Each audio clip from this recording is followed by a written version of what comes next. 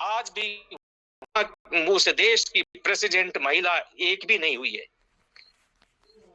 Professor Rana ने या और किसी ने जहां ये बात कही है, चाहे ब्रिटेन के माध्यम से किसी भी उससे, जो थियोलॉजी का अध्ययन करने वाले लोग हैं वो इस बात को अच्छी तरह से जानते हैं। यूरोपियन विचारधारा, जो सेमेटिक विचारधारा है, वो स्त्री में आत्मा को स्वीकार नहीं करती। आज भी स्त्री को भोग्य वस्तु समझा जाता है। वहां के समाज के अंदर स्त्री का जो जो रूप है वो भोग्य वस्तु के रूप में है। जो ये यदि किसी रूप में उन्नति की है तो वो आंदोलन हुए, उसके उसमें आया। परंतु भारतीय समाज को जब ये दोष दिया जाता है कि यहाँ स्त्री को कोई सम्मान नहीं है, तो मुझे बहुत कष्ट होता है।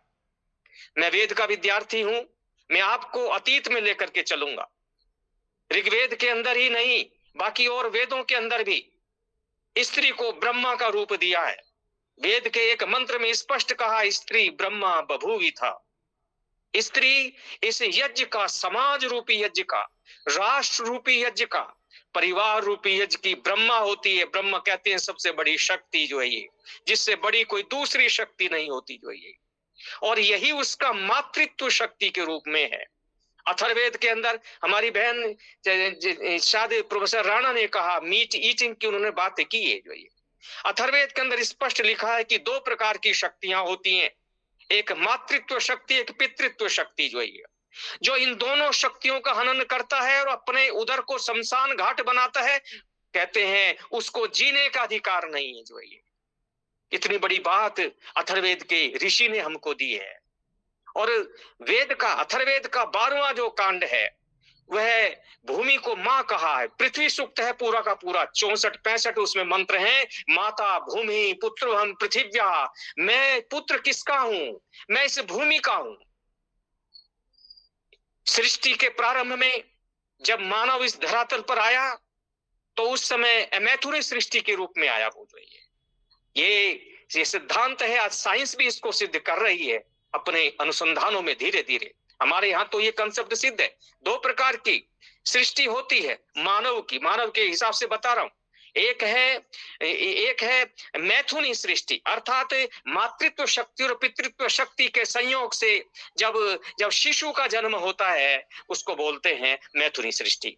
वो जो है ह्यूमन बीइंग के रूप में भी और नॉन ह्यूमन बीइंग के रूप में, जिसमें भी आप देखें अंडज है, श्वेदज है, जो भी बहुत से सारे उसमें आएंगे, लेकिन मैं मनुष्य की दृष्टि से बोल रहा हूं यहां पर। और दूसरी है सृष्टि जो मैथुनी सृष्टि नहीं होती। बिगनिंग में मैथुनी सृष्टि नहीं थी। नहीं तो ये आप कहोगे कि अंडा पहले है कि मुर्गी पहले है, मुर्गी पहले है कि अंडा बाद में है। ये वेद के मंत्रों के आधार पर मैं आपके सामने रख रहा हूं, जो दुनिया का ओल्डेस्ट लिटरेचर है, जिससे पुराना कोई लिटरेचर नहीं है, और वो अपने में स्वयं सिद्ध है। वो नित्य ज्ञान है परमपिता परमात्मा का, जिसको कहा है नॉन इंडिविजुअल नॉलेज। वो किसी मनुष्य की रचना नहीं है।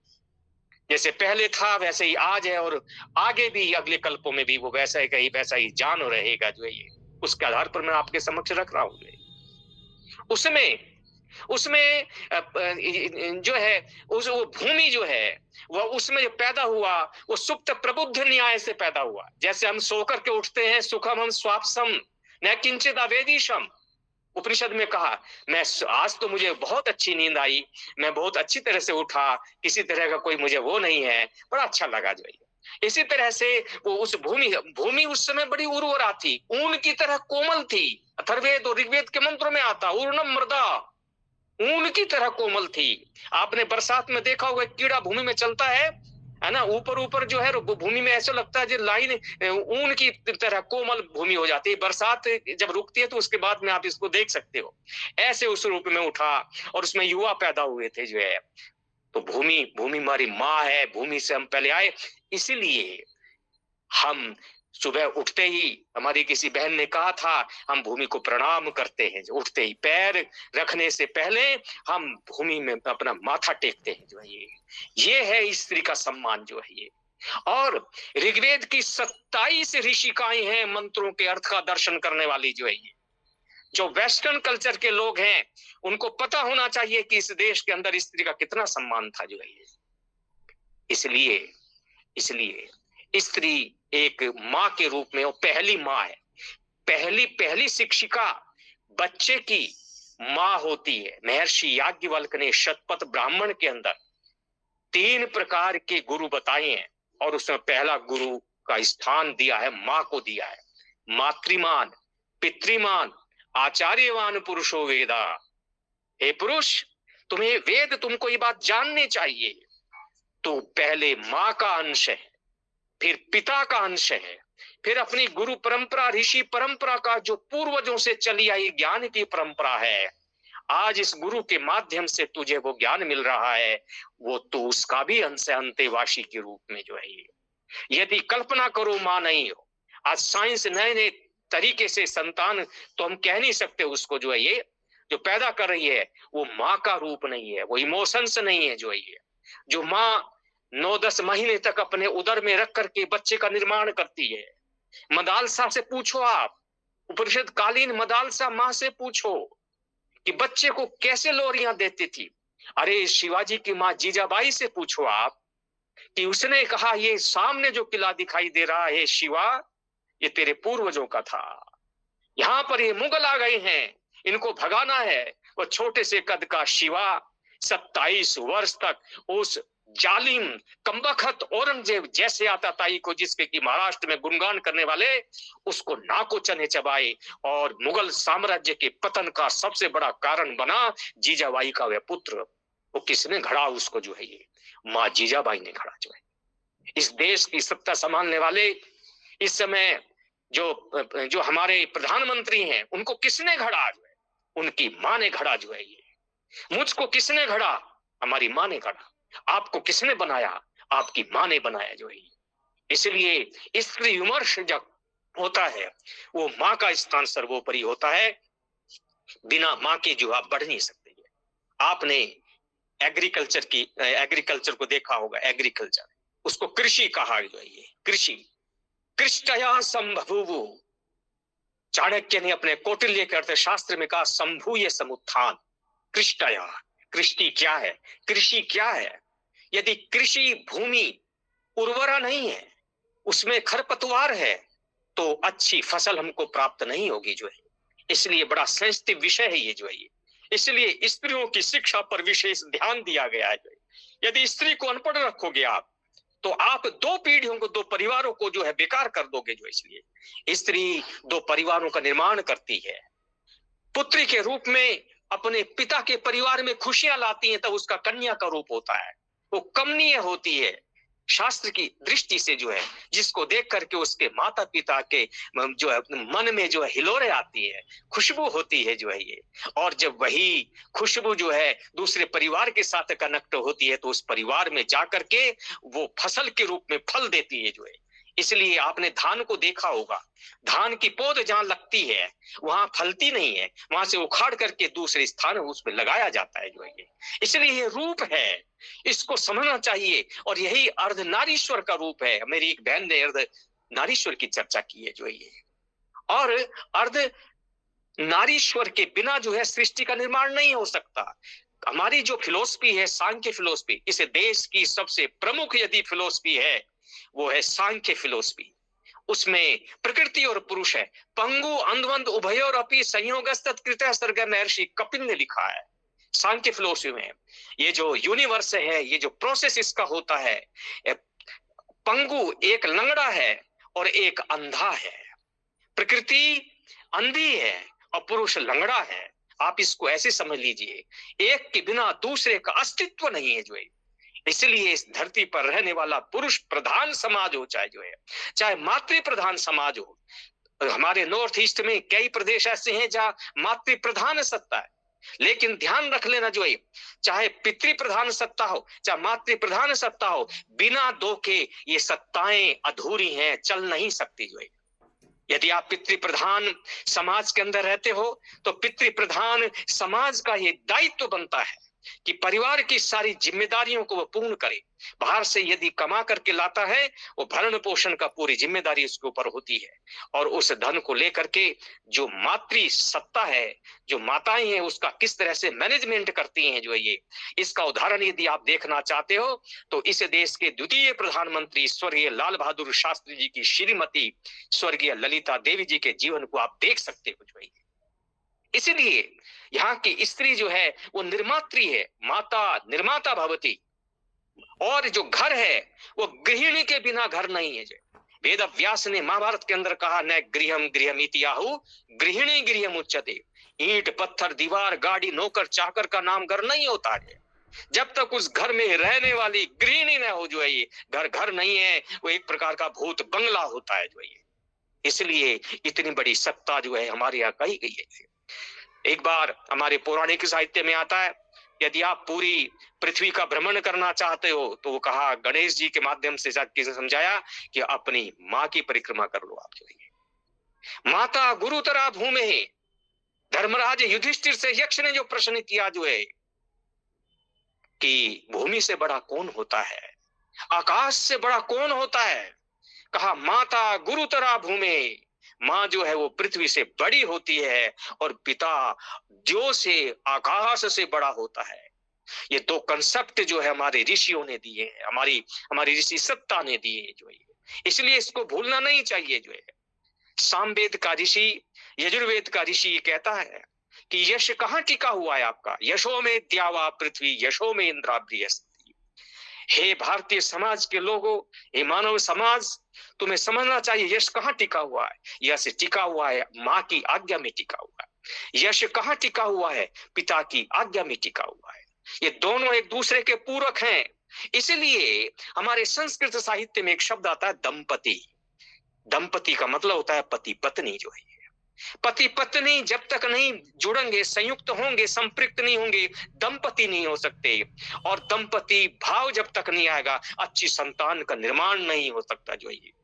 ये महत्वपूर्ण नहीं है कि तुमने कितनी शिक्षा प्राप्त कर दी है, ये महत्वपूर्ण नहीं है आज स्त्री विमर्श के समय में कहना चाहता हूं कि तुम कितने पद पर पहुंच गई हो जो है। ये भी महत्वपूर्ण नहीं है कि तुम्हारी प्रतिष्ठा समाज में कितनी है। महत्वपूर्ण ये है तुमने कैसी संतान पैदा की है, कैसा नागरिक देश को आपने दिया है। यदि आप शिक्षक हैं, आप शिक्षिकाएं हैं, तो जैसे कि हमारी बहन प्रोफेसर पंत बोल रही थी, ये आपकी रिस्पॉन्सिबिलिटी है कि आप अच्छा विद्यार्थी पैदा करो, देश का भविष्य अच्छा बनेगा। वर्तमान में ही भविष्य की फल के हमको दिखाई देती है जो है। हमारा वर्तमान जैसा है, हमारा फ्यूचर उसमें दिखाई देगा जो है। इसलिए सस्टेनेबल डेवलपमेंट यदि आप करना चाहते हो, जो कि आज का विशेष टर्म है आज के समय की, तो अपनी फ्यूचर जनरेशन का ध्यान रखो आप जो है। जो आप कमा रहे हो, किसके लिए कमा रहे हो आप, ये देखिए आप जो है। 30 वर्ष 40 वर्ष मैक्सिमम इतना है, उसके बाद में इस प्रॉपर्टी का क्या होगा जो है। इसके भोगने वाले यदि अच्छे लोग नहीं होंगे, इसको बढ़ाएंगे नहीं जो है। कुपुत्रो जायेता, यदि कुपुत्र हो गया जो है ना, क्यों धन संचय, यदि सुपुत्र है तो क्यों धन संचय। कुपुत्र है तो 1 मिनट में नष्ट कर देगा, सुपुत्र है कम होने पर भी जो अपने जीवन का अच्छा तरह से भरण पोषण कर लेगा जो है। इसलिए सुपुत्र को आप पैदा करो जो है, ये मैं आपको सामने रखना चाहता हूं जो है। और तीसरी बात ये है कि चिपको आंदोलन के संदर्भ में प्रोफेसर राणा ने जो बात कही, मैं एक समाज और है राजस्थान के अंदर जिसको बिश्नोई समाज बोलते हैं जो है, उनके 29 सिद्धांत होते हैं, वो प्रकृति प्रेमी है जो है। आप देखिए सलमान खान का उदाहरण है जो है, आज भी उसने जो वहां एक हिरण की हत्या की थी जो है, उसका शिकार किया था, आज भी उसके पीछे दौड़ा पड़ा है जो है। ये समाज होना चाहिए जो है।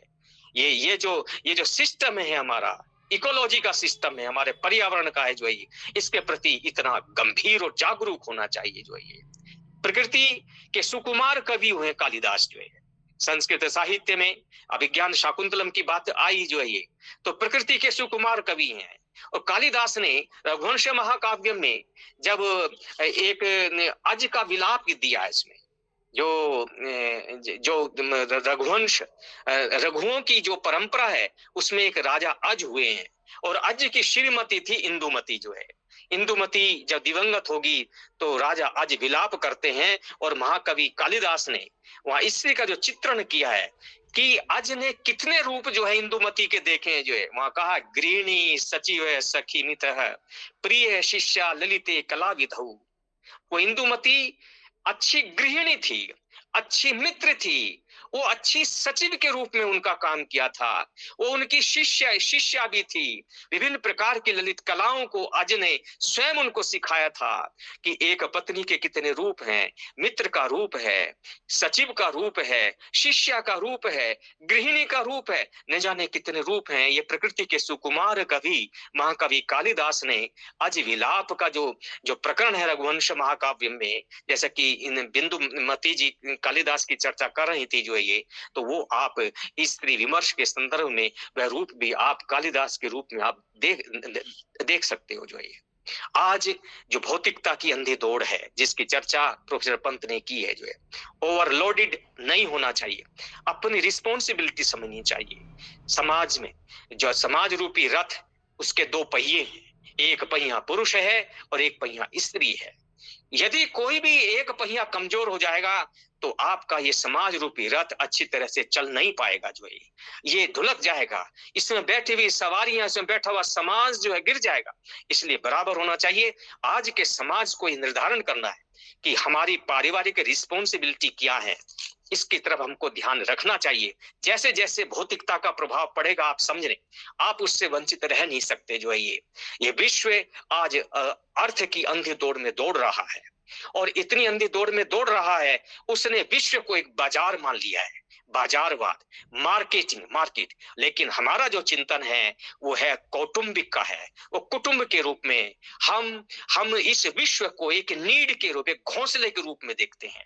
हमें कुटुंब के रूप में देखते हैं। यत्र विश्वम भवति एक नीडम, जहां विश्व एक नीड माने घोंसले के रूप में। आपने घोंसला देखा होगा, नीचे को लटका रहता है, उसमें बया आदि पक्षी रहते हैं। किस उसमें रहते हैं, आप कल्पना करो जो है ये हमारी सोच है। स्त्री विमर्श जब हम करेंगे तो इस बात को ध्यान रखना होगा कि हम बाजार का पार्ट न बन जाए।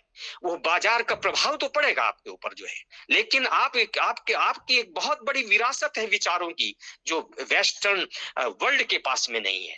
इसलिए उससे अपने को सुरक्षित रखते हुए, अपने मूल्यों को सुरक्षित रखते हुए जो है ये आपको जो विश्व में सर्वाइव करना है जो है, इसलिए कौटुंबिक भावना आपको रखनी है जो है ये हमारा देश एक कुटुंब के रूप में है जो है।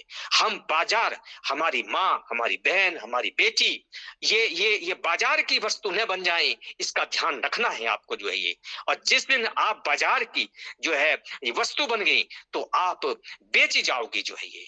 और जो बेचा जाता है उसका स्वरूप क्या होता है, वो वेश्या का रूप होता है जो है ये। उसको कोई भी खरीद सकता है, ये वही रूप हो गया। महाभारत के अंदर जुआ खेलने पर जब पांडव हार गए तो जब जो उनकी जो धर्म पत्नी थी जो है ये, है ना, उसके साथ क्या व्यवहार किया गया, उसका चीरहरण किया गया जो है ये चीरहरण हमारी माताओं, हमारी बेटियों, हमारी मातृशक्ति का नहीं होना चाहिए जो है। इसलिए बाजार में तो चीजें बेची जाती है, हमारे यहाँ माताएं ये विक्रय की वस्तु नहीं है जो है ये। इसलिए इस बात से हमको बचना है। जो भी स्वरूप है हमारा जो है ये स्वरूप बना रहना चाहिए। हम पर्दा प्रथा के पक्षधर नहीं है जो है, परंतु हम ये भी चाहते हैं कि हमारा शरीर जो है, हमारे अंग जो है ढके हुए होने चाहिए जो है। ऋग्वेद के ऋषि ने कहा है कि आपके शरीर पे ऐसे सुशिष्ट शिष्ट वस्त्र होने चाहिए जो शालीन हो जो है, चाहे पुरुष है, चाहे स्त्री है, चाहे बेटी है, चाहे बहू है, कोई भी है जो है। इस बात का विशेष ध्यान हमको रखना होगा जो है ये। मेरी बात संभवतः किसी को बुरी लगे, परंतु ये एक जो इकोसिस्टम है, जो समाज का सिस्टम है, उसको ध्यान रख करके मैं ये बात बोल रहा हूं जो है। इसलिए अंधी दौड़ में हमको आगे बढ़ना नहीं है जो है, और अपनी क्षमताओं के अनुसार, जैसे कि प्रोफेसर पंत ने कहा जो है, अपनी क्षमताओं का हमें चिंतन करना है कि हम कितने सामर्थ्यशाली हैं, और तभी हम आगे बढ़ने में समर्थ हो पाएंगे। और बाकी अहिल्या और सीता का भी एग्जाम्पल आपने दिया है। अहिल्या और सीता के साथ में जो कहानी जुड़ी हुई है, यदि मैं यो कहूं, समाज ने जो जैसा सुना वैसा ही प्रसिद्ध हो गया जो है, लेकिन मूल वाल्मीकि की रचना में सीता का परित्याग नहीं है जो है। मूल वाल्मीकि ऋषि की जो रचना है उसमें सीता का परित्याग नहीं है जो है। जब राज्य की प्राप्ति हो गई तो वहां पर हमारा नाटक, हमारा पोएट्री खत्म हो जाते। हमारा नाटक, हमारी पोएट्री भारतीय परिप्रेक्ष्य में सुखांत होती है, वो दुखांत सुखांत नहीं होती। ये दुखांत कंसेप्ट तो जो है ये पाश्चात्य जगत का है। और उन लोगों ने जो इसमें इंटरपोल्यूशन किया है, जो प्रक्षेप किया है, ये दोष उनका है। जो है ये दोष इसी प्रकार का है जैसे कि हमारे कहानीकारों ने, हमारे कथाकारों ने, हमारे नाटककारों ने, हमारे फिल्म मेकर्स ने, जैसे कि विवाह संस्कार में 7 फेरों का कंसेप्ट डाल दिया। जो है 7 फेरे तो होते नहीं है, वो सप्तपदी होती है, 7 कदम चलना होता है। फेरे तो 4 ही होते हैं, धर्म अर्थ काम और मोक्ष की दृष्टि से। जो है इसलिए जो फेरों का कंसेप्ट भी गलत चीजों के माध्यम से आया।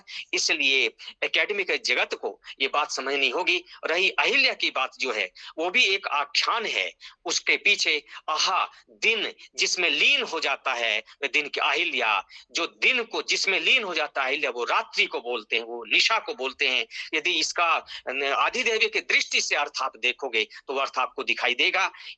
यदि आप मान भी लें तो अहिल्या का रूप हमारा नहीं होना चाहिए। जो है ये और बाकी हमारा जो रूप हो स्त्री का वो इंदुमती के रूप में होना चाहिए, जैसा चित्रण महाकवि कालिदास ने किया है। स्त्री का रूप और कैसा होना चाहिए जो है ये डॉक्टर मीनाक्षी और डॉक्टर श्वेता, मैं आपसे पूछना चाहता हूँ। स्त्री का रूप दुर्गा का रूप होना चाहिए। जो है प्रथमम शैलपुत्री च, द्वितीयम ब्रह्मचारिणी, तृतीयम चंद्र घंटेति, कुश मांडेति चतुर्थकम, पंचमम स्कंद मातेति, षष्ठम कात्यायनीति च, सप्तमम काल रात्रिति, महागौरीति चाष्टमम, नवमम सिद्धि दात्री च, नव दुर्गा प्रकीर्तिता। ये नवरात्रों का समय आ रहा है, ये बिल्कुल ये प्रकृति की दृष्टि से है। जो हमारा पर्यावरण है ये सारा का सारा उससे जुड़ा हुआ है। मनुष्य का जो अपना पर्यावरण है, जो उसका जो आंतरिक इंटरनल स्टेट है, उसका अंतस जो जगत है, उसको कैसे आप ठीक करोगे, वो सारा का सारा ये जो 9 रूप हैं दुर्गा के जो है वो स्त्री का रूप जो है होना चाहिए, जो कि कहीं ना कहीं मुझे विलुप्त होता दिखाई दे रहा है। जो है ये और मैं आपको ज्यादा क्या बताऊं, क्योंकि कहने को तो बहुत कुछ है ना, और लेकिन औरों के लिए भी मैटर छोड़ना चाहिए।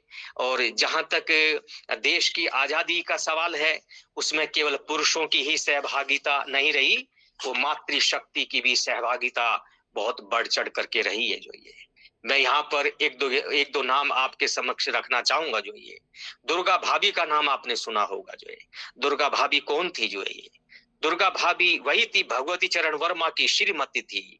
जब सैंडर्स को मारा, भगत सिंह जब ये भागे, उस भगत सिंह को छिपा करके लेकर के जाने वाली यदि कौन थी, वो दुर्गा भाभी थी। यदि दुर्गा भाभी न होती तो भगत सिंह का वो रूप हमको दिखाई नहीं देता। जो है इसलिए क्रांतिकारी मूवमेंट में स्त्रियों का बहुत बड़ा योगदान रहा है। कभी फ्रीडम मूवमेंट के परिप्रेक्ष्य में स्त्री विमर्श की बात होगी, तब उस संदर्भ में हम बात रखेंगे आपके समक्ष। मेरे दृष्टि में बहुत सारे नाम स्त्रियों के आ रही हैं जिन्होंने फ्रीडम मूवमेंट में काम किया है। इन्हीं शब्दों के साथ में आज जब विकसित भारत की बात हो रही है, उसमें स्त्री का क्या रूप होगा? स्त्री का रूप बहुत सराहनीय होगा, बहुत बढ़ चढ़ करके होगा। अब जो स्त्री विमर्श स्त्री जैसे नागरिक बना करके देगी पुरुष के सहयोग से, वो भारत के को विकसित करने में बहुत जो है मील का पत्थर सिद्ध होगा। इन्हीं शब्दों के साथ में मैं आज अंतर्राष्ट्रीय महिला दिवस के अवसर पर आपको शुभकामनाएं दूंगा कि आपने इतना सुंदर कार्यक्रम उत्तराखंड संस्कृत विश्वविद्यालय के माध्यम से आभासीय पटल पर ये रखा है। इसकी गूंज दूर दूर तक जाएगी, ये मुझे पूर्ण विश्वास है, क्योंकि जिसमें प्रोफेसर पंत और प्रोफेसर शालिनी जैसी विदुषियां इसमें जुड़ी हुई हैं, और मुदिता अग्निहोत्री जी का भी सुनेंगे जैसा कि इसमें मैंने देखा है, और भी हमारी वक्ताएं जो है बोलेंगे। मुझे पूर्ण विश्वास है कि हमारी team doctor Shweta Awasthi, doctor Meenakshi Rawat, doctor Bindumati Dwivedi, doctor Vinay Sethi, doctor Suman Bhatt, doctor Chamoli आदि जो भी जुड़े हुए हैं, जो भी सहयोग कर रहे हैं, वो सब बधाई के पात्र हैं। आप इसी प्रकार से अच्छे अच्छे कार्यक्रम करते जाइए और एकेडमी के जगत के माध्यम से पूरे देश में ये स्वर गुंजित होना चाहिए कि स्त्री के बिना 2047 का जो भारत है वो सही मायने में विकसित नहीं हो पाएगा। इसलिए स्त्री शक्ति जो हमारी मातृशक्ति है उसका उचित सम्मान होना चाहिए, उनको उचित स्थान मिलना चाहिए। इन्हीं शब्दों के साथ अपनी वाणी को विराम दूंगा। ओम शांति। धन्यवाद sir. Out of the turn मैं बीच में आ गई हूँ क्योंकि एक दो बातें हैं जो मैं कहे बगैर रह नहीं पा रही हूँ। जिस संकल्पना को लेके मैंने ये महिला प्रकोष्ठ का सेमिनार सोचा, बड़ी अद्भुत बात है कि किसी भी एक्सपर्ट को मैंने वो कहा नहीं कि वो क्या बोले और क्या अपने वक्तव्य में रखें, लेकिन जो एक बात थी इसके मूल में कि जो विलुप्त होती साझेदारी पुरुष और स्त्रियों में देखी जा रही है आजकल, कि हर व्यक्ति अपना किया हुआ काम आगे से आगे बढ़कर गिनवाना चाह रहा है कि हम ये कर रहे हैं। तो जो एक बहुत सॉफ्ट सा जो हमारा फील होता है ना कि साझेदारी आपस में, कौन कब प्रमुख होगा, कौन कब गौण होगा, ये समझ, और खास करके भारतीय महिला को ये समझ बहुत परिपक्वता के साथ थी अभी तक कि कब उसको सामने आना है और कब उसको पीछे चले जाना है, जो आज थोड़ा कम दिख रही है। बराबरी करते करते करते करते आज हम पुरुष की तरह बिहेव करने की होड़ में लग गए हैं, जो कि ना परिवार के लिए अच्छा है, ना ही राष्ट्र के लिए अच्छा है। तो यही संदेश मैं चाह रही थी कि कुछ ऐसा निकल के आए जो विचलन हमारे भीतर है, क्योंकि जब जहाँ पे हम कम होते हैं तो वो हमें आपको ज्यादा खटकता है। एक महिला होने के नाते मुझे वो ज्यादा बुरा लगता है अगर मैं किसी स्त्री को अपने पद से विचलित पाती हूँ या बहुत मैं करते हुए देखती हूँ, क्योंकि माँ तो सर्वदा माँ ही रहेगी और माँ ही उसे रहना चाहिए। अपने आप को पाते हुए, स्वयं को ना खोते हुए भी वो अपनी जिम्मेदारियों को बहुत खूबी से पूरे कर सकती है। और मैं बार बार ये बात कहती हूँ कि जरूरी नहीं है कि भारतीय आधुनिक महिला अमेरिकी महिला की जेरोक्स कॉपी हो। हम अपना आप रखते हुए भी बहुत ज्यादा आधुनिक हो सकते हैं। सॉरी मैम, विदु मैम, मैं बीच में आई। Thank you so much sir. बहुत बहुत धन्यवाद माननीय कुलपति महोदय जी को। और श्वेता अवस्थी जी की जो संकल्पना है वो है दूरदृष्टि को रखते हुए इस कार्यक्रम के माध्यम से फलीभूत होती दिखाई पड़ रही है। पितुर्दश गुणम माता गौरवेण आदि रिच्यते। हमारे अभी कुलपति महोदय जी ने कहा कि कैसी होनी चाहिए स्त्री, और उन्होंने जो है दुर्गा सप्तशती को कोट किया, तो उसमें स्पष्ट रूप से दिए हैं कि या श्री स्वयं सुकृतिनाम भवनेश्व लक्ष्मी पापात्मनाम कृतधियाम हृदय सुबुद्धि श्रद्धा सताम कुलजन प्रभवस्य लज्जा ताम ताम नतास्मि परिपालय देवी विश्वम। तो स्त्री का यह रूप जो कि माँ के, दुर्गा माँ के उन रूपों के माध्यम से प्रकट होकर के आता है। गीता में भगवान श्री कृष्ण ने कहा है कि जैसे स्मृतिर मेधा धृति क्षमा, उन्होंने कहा कि नारी नाम जो है स्मृतिर मेधा धृति क्षमा, ये सब जो सद्गुण बताए गए हैं वो सब नारी के ही विविध रूप, जब वह उन गुणों को धारण कर लेती है तो वह स्वयं देवत्व के रूप में, देवी के रूप में दिखाई पड़ती है। और यह सब हमारे आर्ष ग्रंथों में, हमारे जो है साहित्य में सब कुछ भरा पड़ा है। और हमारी जो सब वक्ता गण ने, हमारे कुलपति महोदय ने बहुत विस्तार से सब पर चर्चा की। बहुत बहुत धन्यवाद। और धन्यवाद ज्ञापन के लिए मैं अपने इस प्रकोष्ठ की, महिला प्रकोष्ठ की सदस्य सचिव श्रीमती मीनाक्षी सिंह रावत जी को आमंत्रित करती हूँ कि आप औपचारिक धन्यवाद के लिए पटल पर आए और धन्यवाद ज्ञापन करें। श्रीमती मीनाक्षी जी। बहुत बहुत धन्यवाद मैम। उत्तराखंड संस्कृत विश्वविद्यालय के महिला प्रकोष्ठ के द्वारा आज अंतर्राष्ट्रीय महिला दिवस के उपलक्ष्य में आयोजित राष्ट्रीय संगोष्ठी विकसित भारत 2047 के आलोक में स्त्री विमर्श, आज के उद्घाटन सत्र की अध्यक्षता कर रहे हैं माननीय कुलपति महोदय। आपके जो संकल्पना है, आप जो अपेक्षाएं हम सभी से रखते हैं, हम उसको पूर्ण कर पाते हैं, क्योंकि ऊर्जा का स्रोत आप ही हैं और हमें मार्ग दिखाने वाले भी आप ही हैं।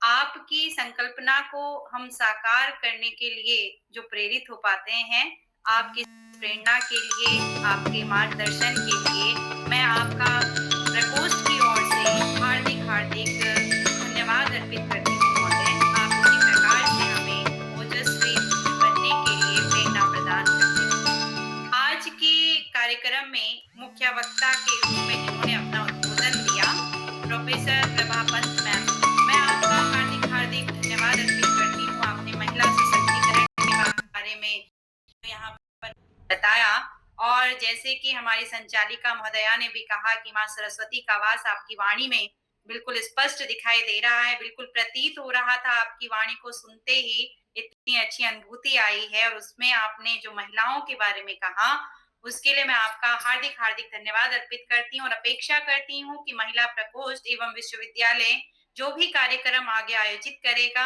आप अपना अमूल्य समय हमें प्रदान करेंगी। मैं धन्यवाद अर्पित करती हूँ विशिष्ट वक्ता उद्बोधन के रूप में हमारे साथ जुड़ी हुई डॉक्टर शालिनी राणा मैम का। आपने इको फेमिनिज्म के बारे में जो यहाँ पे विशिष्ट चर्चा की, प्रकृति और महिला का क्या स्वरूप होना चाहिए और किस तरीके से दोनों एक दूसरे में समाहित हैं।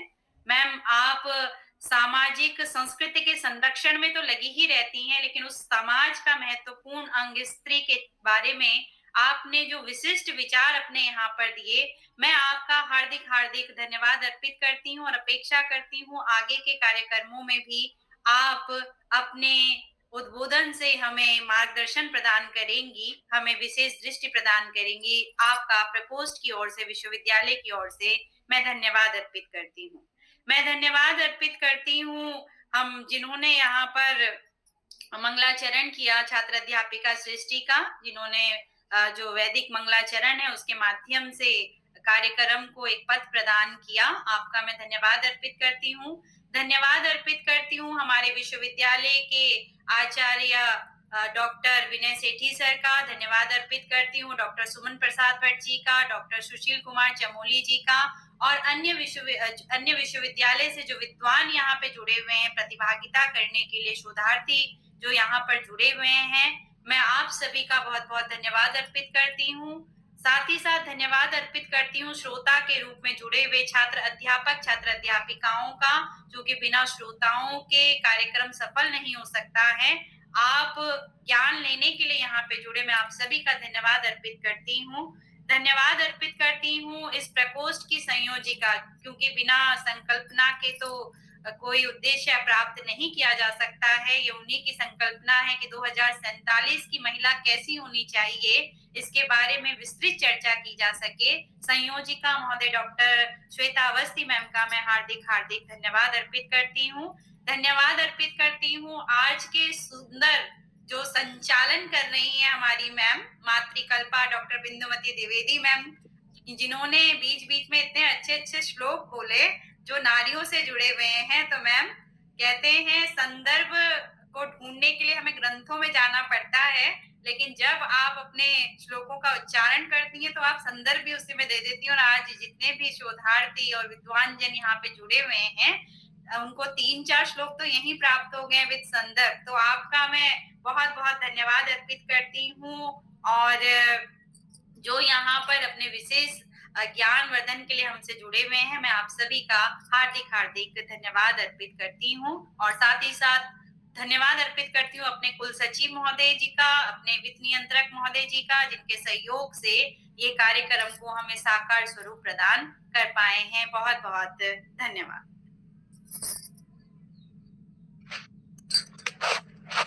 धन्यवाद मैडम, आपका भी बहुत बहुत धन्यवाद।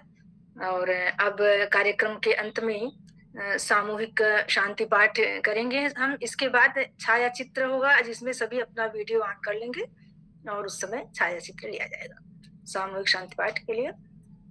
ओम सर्वे भवन्तु सुखिनः, सर्वे सन्तु निरामयाः, सर्वे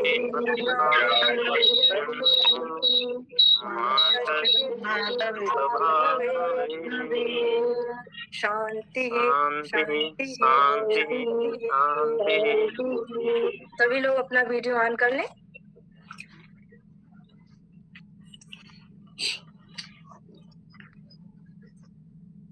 श्वेता मैडम सामूहिक चित्र ले लें। मीनाक्षी मैडम।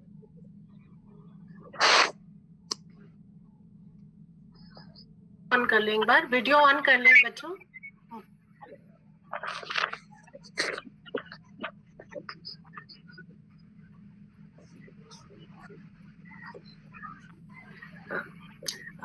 जिन लोगों की पेपर प्रेजेंटेशन, म्यूट कर ले, जिसका अनम्यूटेड है म्यूट कर ले बेटा। जिनके जिनके paper presentation 1A technical session में है वो इसी लिंक पर बने रहेंगे, और जिनका 1B में है पेपर प्रेजेंटेशन वो दूसरे लिंक से जो ग्रुप में शेयर किया हुआ है उससे ज्वाइन करेंगे। सो 1A टेक्निकल सेशन के जितने भी पार्टिसिपेंट्स हैं आप यहीं पे रुके।